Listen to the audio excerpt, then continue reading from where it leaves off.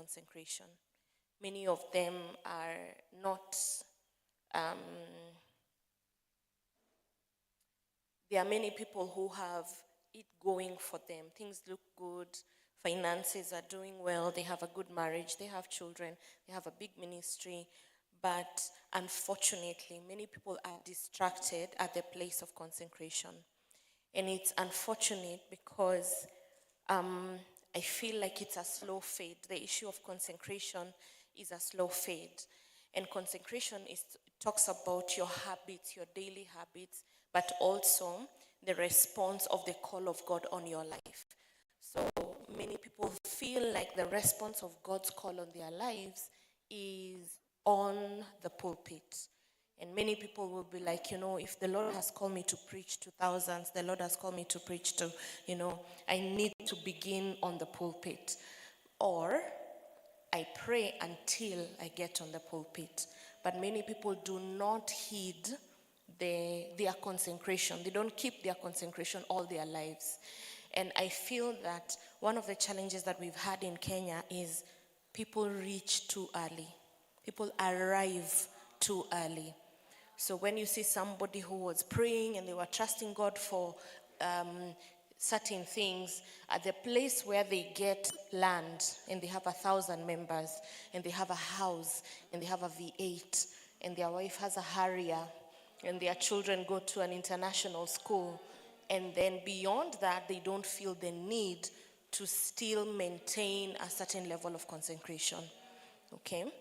And by doing that, many have begun to sort of not just settle at the place that they were, but also sort of fade away from the intentions of God for their lives. And I feel like it's important that we begin having these critical conversations because it's something that has saddened my heart. I have been wondering, I have looked around. I remember, listening to stories about servants of God who you look at and you're like, this person had the biggest influence. They were able to speak in this place. They spoke for TD Jakes. They did this, they did that. When you listen to them preach, they preach in an exemplary way. You look at the marriage that they had, then you wonder what exactly happened. For many people, the issue begins at the place of consecration. So there are many layers to this thing. There could be different kinds of attacks on a leader. There could be different issues of advancement. But one of the key components, if you look through and through the people that you feel like this person should have been bigger, they should have still been relevant until today, for many of them, the primary issue is the issue of first of all, not understanding consecration, not understanding their own consecration, and then not living it out past their miracle. So for many people, consecration is a way to get to their miracle. So you will find that there are people who pray and fast. I'm sure this one you have seen for sure, where somebody will be praying and fasting and they'll pray 1 year and they'll fast and they'll do until the day their prayer is answered. And from that day, they no longer feel the need to have the same intensity for prayer. You find a lady who is pursuing God with everything in her, praying, serving the Lord until the day she gets married. On the day she gets married, she's done. You find a man who prays, he comes for shatins, he prays by himself, and then on the day that he gets his car, on the day he gets a job, on the day he gets his miracle, he no longer feels the need to have that as a consecration. I remember meeting a lady one day who, I've told you that I used to serve in my church there's always that person who does everything. If you go to sanctuary keeping, utampata. Kama hakuna watu wa kuback up worship, ndio huyo. It doesn't matter if they have a good voice or they don't have a good voice. And I remember, I think I was telling her what time I get to church to clean and to pray. And then she told me, Sisi, we are no longer in that level. We are no longer in the level for wiping seats. But you understand that that's normally the impediment for somebody moving forward. I'm not even talking about service per se, but I'm saying, what has the Lord invited you into for you to maintain, or for you to maintain what God is doing in your life? And that's where Samson was at. Samson was born into greatness. The prophetic word on Samson, it was not just a prophetic word. It was not just, it was the fact that he was the one that the Lord had appointed as the army of Israel. God had, all along there had been people fight. You remember Abraham had to go fighting with 300 of his servants? You remember the numbers are always a thing. When Gideon was going to fight, he needed 300. He had many more, but God said, reduce them to 300. There was always the numbers for Israel. When King Jehoshaphat was going to fight, when King Hezekiah, numbers were a thing in terms of war, except when it came to Samson. By himself, an army was no longer necessary. It was not necessary for Israel to have an army if it had Samson. And the Spirit of God had given an instruction and said, there is a consecration he must walk in. Number one, he cannot cut his hair. Number two, what were the others? Sorry? Wine. Uh-huh. Number three? A corpse. Yes, he was told that your strength shall be in your hair. But is the hair the one that really carried the strength? The hair was a symbol of his consecration. The hair was a symbol. He must never cut his hair. This becomes the representation of my agreement with God. Okay, so anybody can see that man is an Nazirite. He himself waking up, taking care of his hair, he knows this is what I am supposed to do to keep my consecration. What does Samson do? Takes lightly his consecration. Can you imagine what story that would have been? Imagine if he had kept his consecration all his life, what that would have looked like. The rain did not start beating on Samson. I need you to hear me. The rain did not start beating on Samson's head on the day he slept with Delilah. No. It started on the day he killed a lion, like a young goat. Do you remember that day? He was going, I think, to get his wife. To one of the concubines. Oh, okay. So he was going to get a wife. He was going with his parents. So he was going, and a lion attacks them. And what does he do? Shreds it like a young goat. And once he shreds it, they go into their business. And on their way back, what does he do? A carcass. He picks honey, eats from a carcass. Picks honey, eats from a carcass. Huh? Can you, first of all, for real? Anywhere else, but as in, the bar was low. The bar was non-existent. Where was his bar? The Bible says, but he did not tell his parents. Why? Why did he not tell his parents? He knew that what he had done was not the right thing. Now, Samson is interesting because he takes it further and goes to he comes up with a riddle about it. Like he likes it so much, he goes to the Philistines and comes up with a riddle. And the Philistines send this chick and they said to seduce her, can I remember the story that bit? But he gives them a riddle and says that he will, if they don't, he will kill them.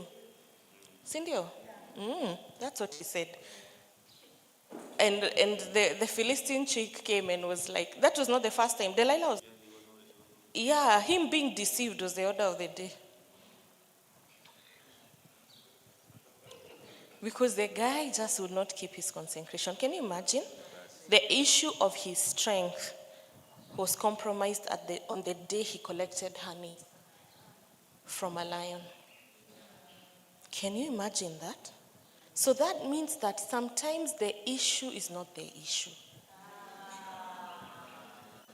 There was an open door. Sometimes the issue is not the issue. Imagine the story, Ken, that would have been told, if you're on your phone, you know you're not writing notes, for sure. Oh, you are? Oh, okay. So, what was I saying? Writing notes.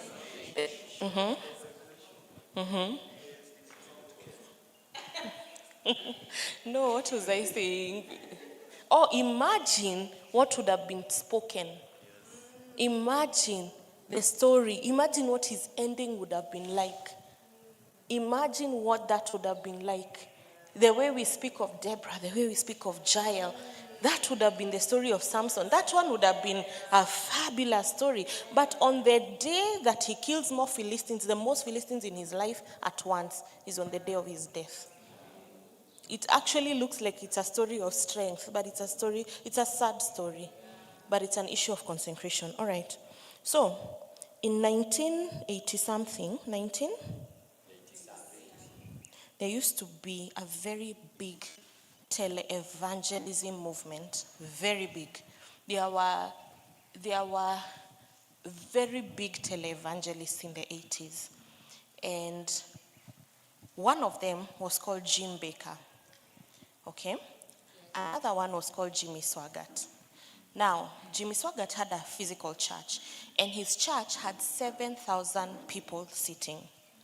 And then, online, he had such a massive following that his partnerships per year were 100 million US dollars. I want you to calculate that in your head. 1980 something. He was listened to in many, many countries. He had a lot of favor. He had a lot of favor. And he was a charismatic preacher, and he was, lots of things happened, and in his ministry, many, many souls were won. Like, this is a man that God used in a big way. Now, at some point, I don't know why, but we are going to talk about that. At some point, he began to attack other preachers. And two of those were fellow televangelists. And so he began to say, oh, this preacher is not like this bad, this preacher, like that. Then one day, he says that Jim Baker had an affair, and another pastor had an affair. So he stood in his church and he began to castigate them. And then he was ordained by the Assemblies of God. He went to the secretariat, I believe one of them also was, and went to report them. He went on, what is that show? Larry King. He went to Larry King. Do you know Larry King? Do you? For real?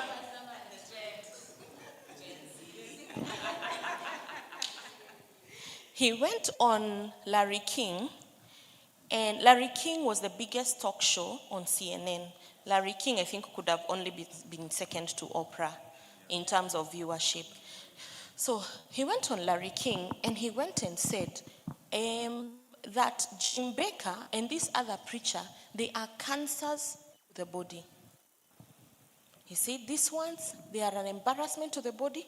This and this is what they have done. He went and exposed them a good one, and he called them cancer to the body. Meanwhile, Billy Graham, okay, remind me to mention Billy Graham. But, so he castigates them and effectively ended their ministries by himself. Effectively ended their ministries. Had they done bad things? Yes, very bad. Very bad. They had done very bad things. But was that the right way to handle it? Probably not. So, a few years after that, I don't even know if it was years, maybe months, the man one of those, Jim Baker and another man, I forget his name, and my laptop is not here. So, you have found it? Oh, okay. So, the other man hired a private detective, a private investigator, to follow Jimmy Swaggart. and followed him effectively to a motel with a prostitute. What does he do? He exposes him. He in turn exposes him. So he was called by the secretariat. He went to meet with them, and he admitted, yes, I was with this hooker, but he didn't say much. He didn't say much of what happened. Actually need it. Just,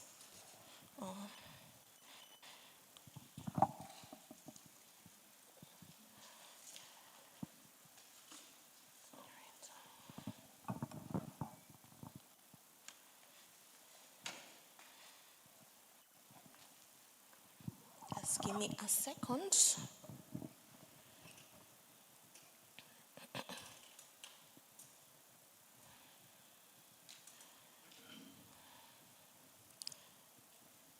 I need to get you the name of the other preacher. He was called Marvin Gorman. So Marvin Gorman is the one who hires the detective. Pictures are taken of Jimmy Swaggart. And when he's called by the secretariat, they tell him that he's going to step down for 3 months. Please, are you hearing me? They tell him he's going to step down for how many months? I need you to hear me and hear me well. The devil is not your friend. He's a bad devil. The devil is a wicked devil. The devil that will hook you to do one thing will hook you to do the next thing. The devil is not interested in you feeling good. He's interested in killing you. Are you hearing me? He wants to kill you. He wants to kill your ministry so that it will never be said that you rose because of God. That's the plan of the wicked one. So the man is told to sit down for how many months? Zinamwambia, 3 months is too long. So he stands in front of the church. He's even the one who makes the announcement. And he says, and I will be stepping down for a while. Then he thinks, 3 months, I cannot be able to sit down. The man was caught with a prostitute. He refuses to sit down for 3 months. Only 3 months. What happens? He says that if he does that for 3 months, people will perish. They will go to hell. People will perish and they will go to hell. Do you see the consistency of the devil? Are you seeing the thoroughness of the devil in this story? It's not enough to have him with a prostitute. Also, make sure he's rebellious to correction so that he cannot be saved, so that he cannot be helped. 3 months, he says, no, we cannot do that because people will perish and they will go to hell if I do not preach. So soon after that, he was called by the secretariat again and he was defrocked. Defrocked is excommunicated. And his license was taken from him. You would think that will sober him up. This is how the devil works. Even the efforts of God to help you seem like there is those ones are the ones that seem like it's an attack. Are you hearing me? Yes. Even the efforts of the Lord to rescue you, they are the ones that look. That's how come somebody comes to our office, they sit down and they admit that, yes, I cheated on my wife. Yes, but what was she doing in my phone? What was she doing? It's true, but what was she doing in my... You're like, see the devil at work trying to finish.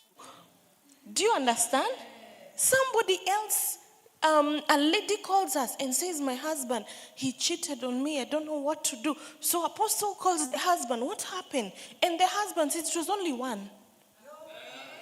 It was only with one person. Look. Now, I have forgotten to tell you something.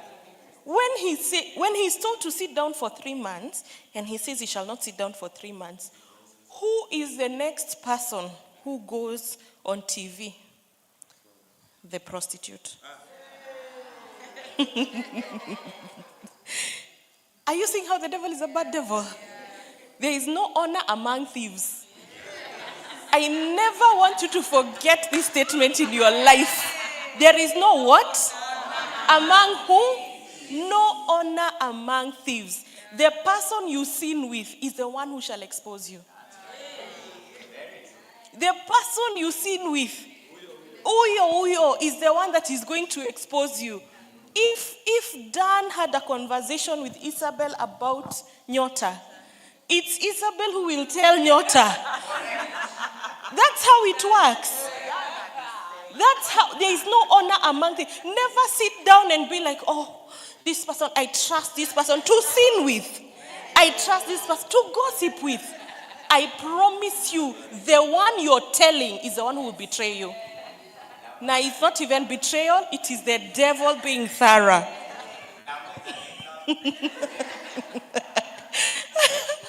Are we online? We are online. Oh, Jesus. I am not mentioning names, but somebody, a major movie maker, something told him to hit on a guy, a fellow guy, a Christian, hits on a guy. And in his heart, he's like, this person will keep my secret forever. This person, Hey, the next minute, Yan is singing like a bird on top of the trees and suing him for $260 million US. Listen, the person you sin with, that one, just do it consciously, knowing this one is the one who will set me up. The person you gossip with, that's the one who's going to speak. I don't know if you're hearing me. You're hearing me? So he gets defrocked. And when he gets defrocked, from that day, how many of you know Jimmy Swaggart? Raise your hand. Can you just look around? Keep your hands up. This could have been like Benny Hinn. Yes. This could have been like, actually that's the league. That's Billy Graham League. And you don't know him. And do you know how many years it's not even 40 years since then. And he's already being forgotten. Actually, I think he's still alive. He's alive. And he's being forgotten. Why? Consecration. Please. The devil? Very bad devil. The minute you feel you no longer need to pray, that is the devil trying to kill you. Then the moment you feel comfortable in sin, that's the devil trying to kill you. The minute that I want you to hear me. The issue of consecration, actually I want to divide us into small groups right now because I want us to discuss the various areas of consecration we must walk in. Sometimes we feel like consecration is primarily about sex. Not really. Can I tell you what? The hooker goes on Facebook, the prostitute goes on not on Facebook, on TV, and says, no, Jimmy and I, we never had intercourse.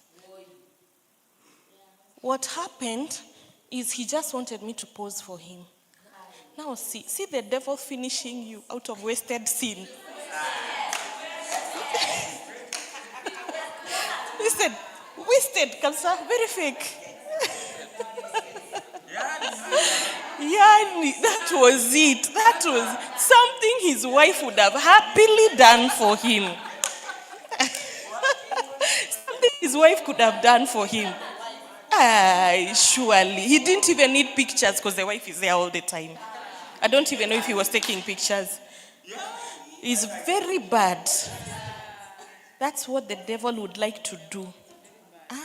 When the devil sees somebody rising like this, he contorts a plan against your life so that you self-sabotage. The issue, by the way, where there is no consecration will always be self-sabotage.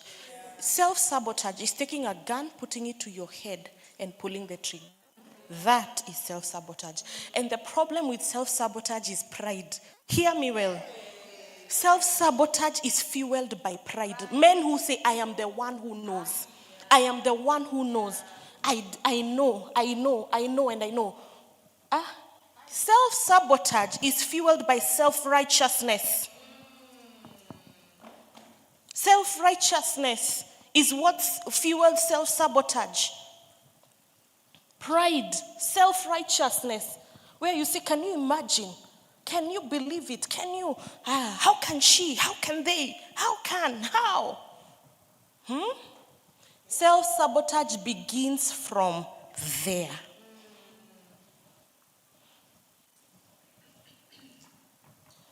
You must walk a highly consecrated life.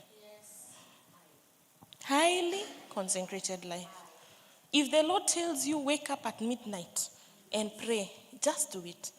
All your life, do it. If the Lord tells you take a 40-day fast, do it. If the Lord tells you do this, do it. If the Lord tells you, I don't want to hear you speaking about another person, do that. The Lord tells you, make sure that you're walking in a level of consecration, because if you do not, self-sabotage is waiting for you at the door. There is no day the enemy will look at you and say, Pastor G has a great ministry. Wow, what will we do? No. He comes up with a clever crafted. I don't know who sold the idea that the enemy is daft, that he's unstrategic, that he's random, that he wakes up in the morning and throws his hand and hits you. That's not what happens. He looks at you and knows what he could do. Actually, that's what the word of God says. Fashions. No weapon. Fashioned exactly to fit you. Consecration is it. My heart breaks for the many pastors that I know, many people that I look at, I know, I have seen, I remember, I have seen people who I will look at and I'm like, my God, this is gold. This is exactly what I need to be. A few years later, you look around and you're like, whatever happened? What happened? So what do you think are some of the areas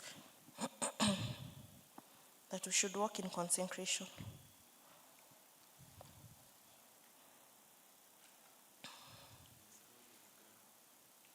Billy Graham was told what happened to Jimmy Swaggart. This is what he said. The man has won many souls to Christ.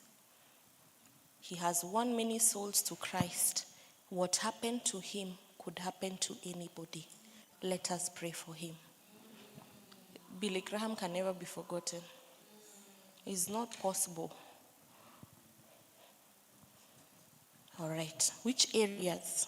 So, as opposed to somebody who's looking at somebody who's down and wants to destroy them, even the one who is hiring the private detective, do you understand? You understand that is someone hell-bent on destroying another person? And you know those are the days we are living in? The soldiers, the only army that kills its wounded is Christians. The only army that kills its wounded, other armies are carrying their wounded. Have you seen a scandal on TV about a sheikh, an imam? Never. Have you? Kunayo? Ya jana? As in jana? Ala, unaona vile niko prophetic, niko with it. So, which areas do you feel we need to walk in consecration? Yes. In giving. Mm-hmm. Go on. The Lord can specifically be telling you in regards to how you should be giving and to who you should be giving. Mm-hmm. It should be a consecration because there's a blessing that lies in how you give and what you give. Okay. I even feel like in regards to giving, the Lord would possibly look at your heart and know this person what can finish them is greed. And tie you to an instruction around giving so that he can save you from yourself. Mm-hmm. Something else? Gossip. The consecration of the tongue. Mm-hmm.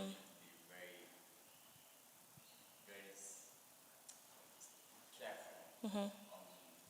What you say, especially about other people. It might be but not really a pair point. Just need to be very careful because mostly gossip comes like a pair point.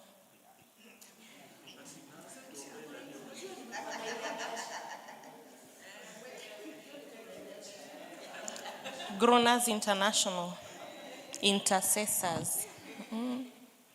We are men of prayer.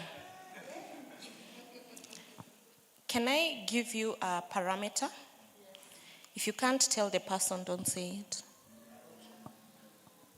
If you can't tell me, don't say it. Okay? Now, if you can't tell me because you're afraid, get someone to tell me, not to pray.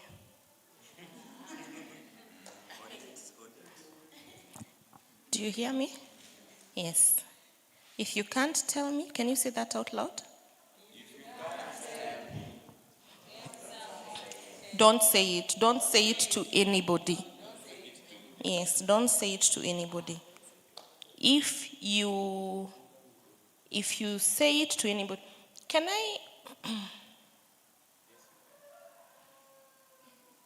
The problem with the tongue is always self-righteousness. The issue of gossip is always an issue of self-righteousness. The issue of self-righteousness is the one that puts the other person, you think that you're better than the other person. And proof of it is because you say it. You cannot tell me otherwise. It's not possible for you to convince me. It's not an issue of self-righteousness. It is an issue of self-righteousness. And the problem of gossip is the fact that I look at Dan, and possibly because I know something, could be true. And the problem with gossip is there will always be broken telephone. By the time he and I are having a conversation, or me and her are having a conversation about him, it starts out with truth, then degenerates to lies. And also, there is a natural gravitation where there is gossip for hyperboles, okay, for exaggeration. Where there is gossip, there has to be exaggeration. And therefore, lies. Exaggerating is lying. So by the time I come to Isabel and talk and say, by the way, Dan came to me and told me this and this and this and this. What I am doing is I am pulling Isabel into, I am shifting her heart towards Dan. That's for sure. If I'm shifting her heart towards Dan, then what I want to do is for her to consider Dan beneath us. Dan is not at our league. He's not in our league. Do you see there he comes late? You see? Do you see like today what time did he come? Yesterday what time did he come? Did you see that? Have you noticed? Me, I don't understand how people want to serve God like that. How do people want to serve God with a lack of seriousness like that? Because Isabel and I are the SI unit of serving God well. And so we want to put Dan in his level. Now, the minute that there is gossip, there is no honor among thieves. Both of us take it to. It's like network marketing. Then the four of us take it to. Before you know it, Dan is wondering, Allah, kwani kunenda? Nobody has the audacity to tell Dan, you were late today, you were late yesterday, and it is bad. You have been late always, and this is not the way we serve the Lord. That is a lack of consecration. Now, that is digging a pit for Dan. How does the justice of God work? You dig a pit for Dan, even if you are right, you're the one who falls into it. Another form of consecration. Do you know, is it Jim Baker who went to prison? It's Jim Baker. Somebody was sent to him to do an interview for him in prison. And, they were talking generally. So how's your life? How's your walk with God? How's this? How's that? And they're talking about it. And he asks him, when did you stop loving the Lord? This interviewer is asking him, when did you stop loving the Lord? And he says, I've never not loved the Lord. And he's asking him, when you were doing those bad things, did you not love the Lord? And he says, I love the Lord always with all my heart. He asks him, where is the disconnect? And he says, the issue is I did not fear the Lord. Yeah? Sometimes, because Gen Zs will be like, hatutaki kuuziwa uoga. Sometimes, what you need is, if you know what the Lord can do, to you, you fear. David was anointed king. He's the one who was anointed. By the time he's being anointed, God is already being done with Saul. So Saul was no longer the rightful king in God's eyes. Why would God anoint another king when Saul is in place? He was no longer, God had rejected Saul. David was anointed by God. David is the one who killed a lion. He's the one who killed a bear. He's the one who killed Goliath. David is the one that men were singing about. Women were singing about. David. David was the harpist. He was the worshiper of exorcism. Deliverance worshiper. He will worship and the king's demons begin to flee. Saul is the one who was trying to kill David. Rejected by God, killed no lion that we know of, not even a cat that we know of, killed no Goliath. As his people are stranded, he's like, wait, what? Saul is stranded along with his army concerning Goliath. There is no bear that has the favor of the people had shifted from Saul to David. When people are worshiping, he's trying to murder them. Throwing javelins at a worshiper. But David could not touch Saul out of what? The fear of what God can do. It's not out of his own, just out of his own goodness. There is also a line that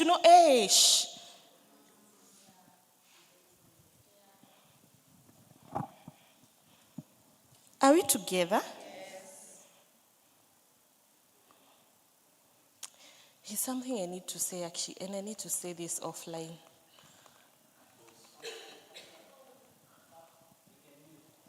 Mute, please.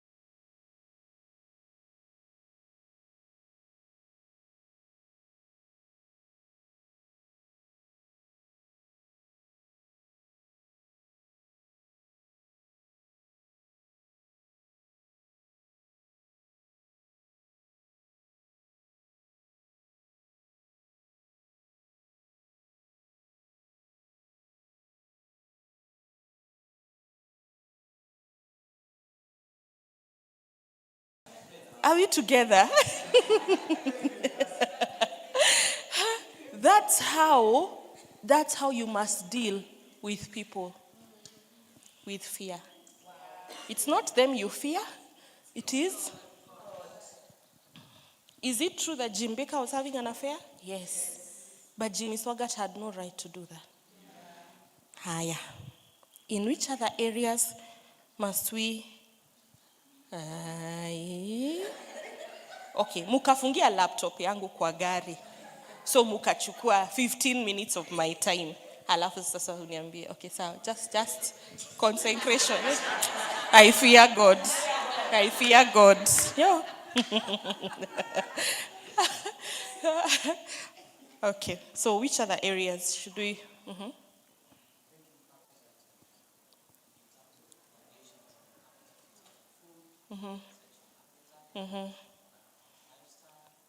Okay. So in terms of food, how? Put a knife to your throat.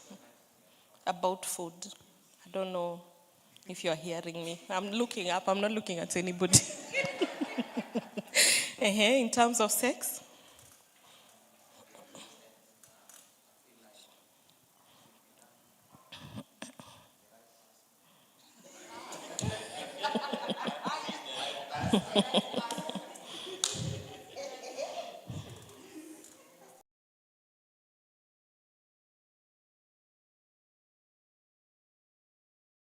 Mko hapa.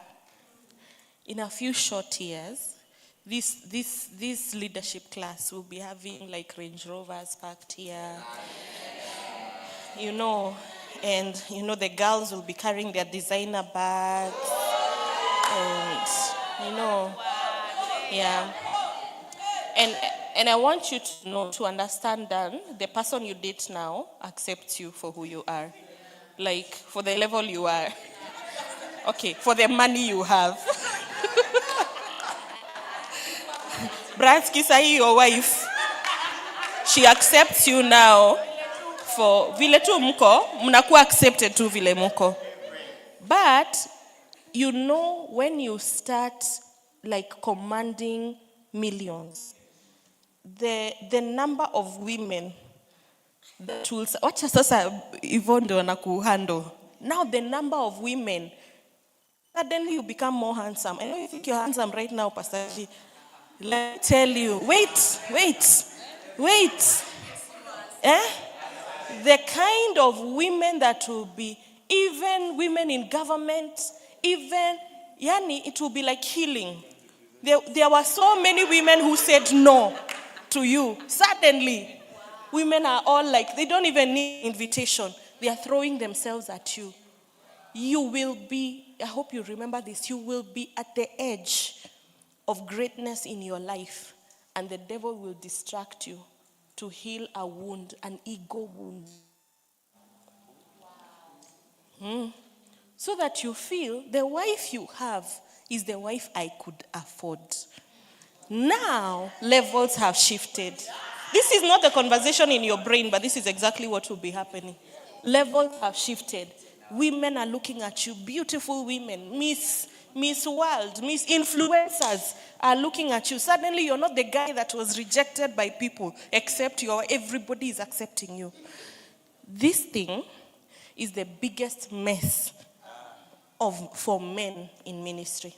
This one will mess your life completely. May the Lord help you that you will live a healed life. In Jesus' name. You have absolutely nothing to prove. Nothing to prove. Why are we online? Gentlemen, can I take it a bit further?